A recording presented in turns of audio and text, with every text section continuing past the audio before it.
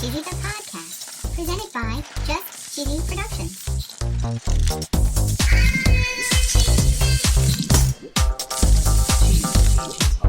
Hi there, I'm your host Fondue. This is Cheesy. In this week's episode, we're talking all about Thanksgiving side dishes. Ooh. We're talking mac and cheese. Yum. We're talking mashed and sweet potatoes. Ooh. We're going to talk about the history of the green bean casserole, Whoa. cranberry sauce in a can, Ugh. and we're going to learn the difference between stuffing and dressing. Whoa. And of course, no episode would be complete without our very cheesy joke. Love a joke. Stay tuned for episode 158, Side Dish, on Just Cheesy, the podcast.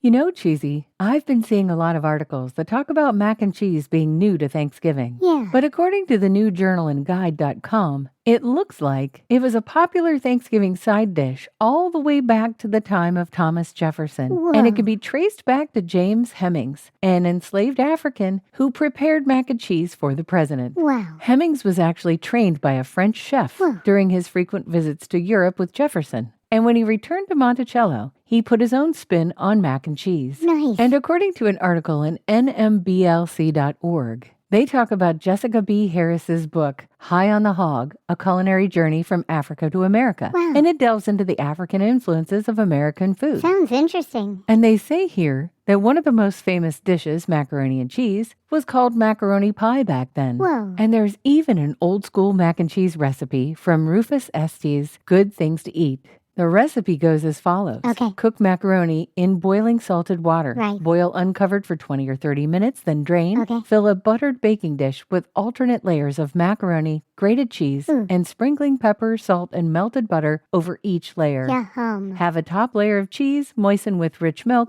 bake in moderate oven until rich and brown. Yummy. Another Thanksgiving staple side dish is, of course, the mashed potato. Oh, yeah. According to dailynexus.com, the potato was not always edible. Really? It started off as a small, bitter vegetable with toxins that made it hazardous to consume. Oh, no. According to this article, it was found in the Andes Mountains in Chile Whoa. around 10,000 years ago. Holy cow. And thanks to the selective breeding tactics of the Andes people, by the time the Spanish arrived in the 14th century, the potato had transformed into a more pleasant, totally edible vegetable. Whoa. They claim the Spanish brought it back to Europe, and at first it was shunned and even outlawed in France from Whoa. 1748 to 1772. Holy cow. It was considered food for livestock and not fit for human consumption. Oh, no. But they said its belly-filling and energizing qualities were undeniable, Yeah. and its food made a big hit. Mm. It gained so much popularity that it is now the third most consumed food source in the whole world. Holy cow. Who first mashed the potato? I don't know. Was it the Andes people? Or was it the earliest verified appearance of mashed potatoes in history in the 18th century from English author Hannah Glass Whoa. in a cookbook called The Art of Cookery? Wow. The sweet potato has a very long history as well. Okay. But like our next couple of side dishes, the sweet potato with marshmallows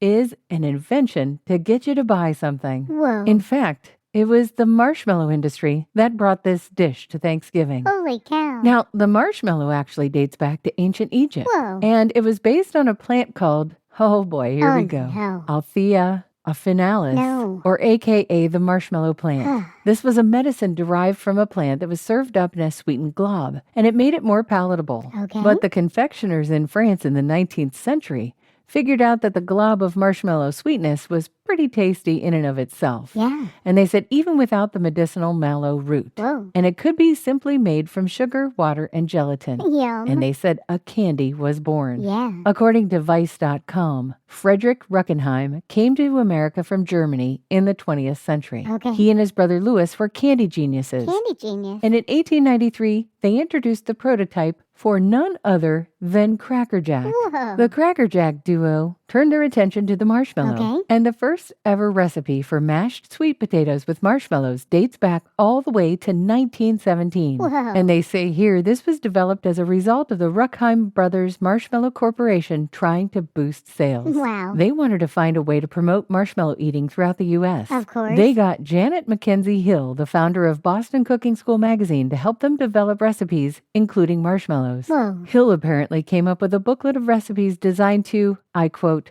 to encourage home cooks to embrace the candy as an everyday ingredient. Whoa. Cracker Jacks and marshmallows are not a sponsor. Nope. But if they were, the ad would go right here.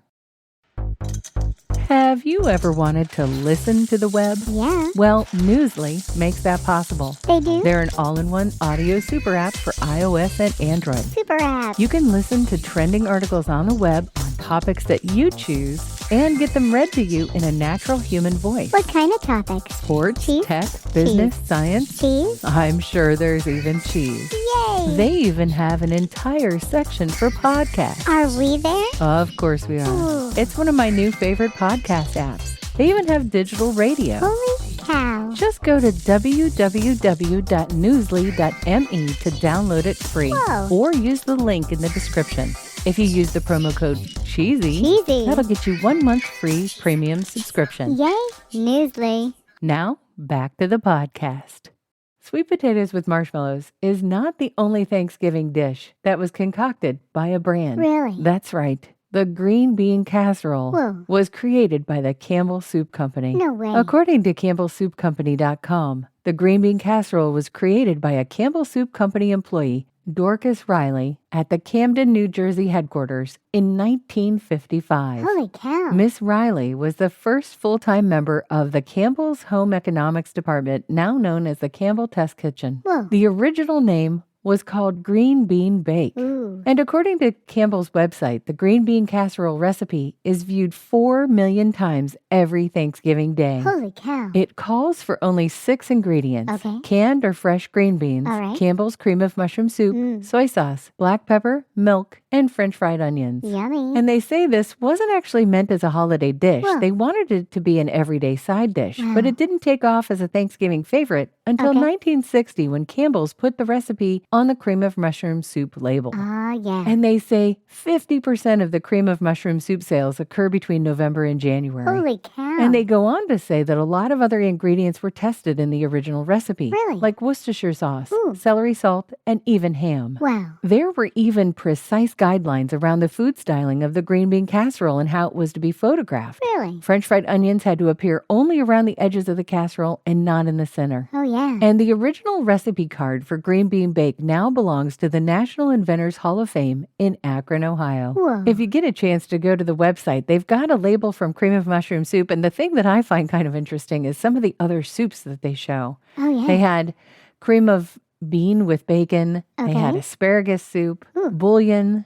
They had cream of onion, Oh. pepper pot, and Scotch broth. Whoa. It's pretty unlikely that potatoes were served at the first Thanksgiving. Yeah. And additionally, it's probably unlikely that cranberry sauce was as well. Oh. Because it takes sugar to make cranberry sauce, and that was a pretty rare commodity at the time. Oh, yeah. According to SmithsonianMag.com, at the turn of the 20th century, Marcus Uran left his legal career to buy a cranberry bog. Whoa. Before canning, cranberries had to be eaten immediately, and the rest of the year there was almost no market. Whoa. Marcus helped develop a number of novel cranberry products like the cranberry juice cocktail in 1933, and 6 years later he came up with a syrup for mixed drinks. It wasn't until 1941 that the famous or infamous cranberry sauce log, Log. as we know it today, became available. Oh, yeah. This delicacy has 200 berries in each can, Whoa. and they reach a gel-like consistency from pectin, a natural setting agent found in the food. Whoa. And every year that's about 4 million pounds of cranberries. Holy cow. And today, Americans consume 5,062,500 gallons of jellied cranberry sauce every year. Holy cow. A very popular side dish at Thanksgiving is stuffing or dressing.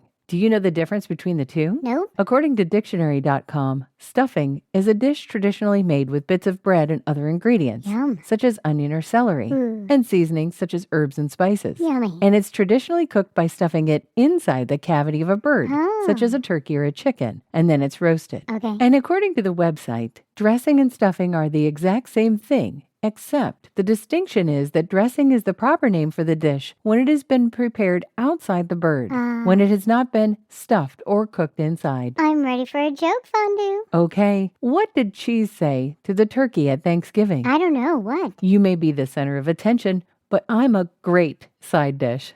Oh. Get it? Great? That one's kind of Yep, dumb. it was another dumb one Yeah. and a little bit cheesy. Thanks for listening to Just Cheesy the Podcast, episode 158, Side Dish. Thank you. We're thankful for all of our loyal listeners. Yeah, we are. And we want you to have a very happy and safe Thanksgiving day. And stay cheesy, everybody.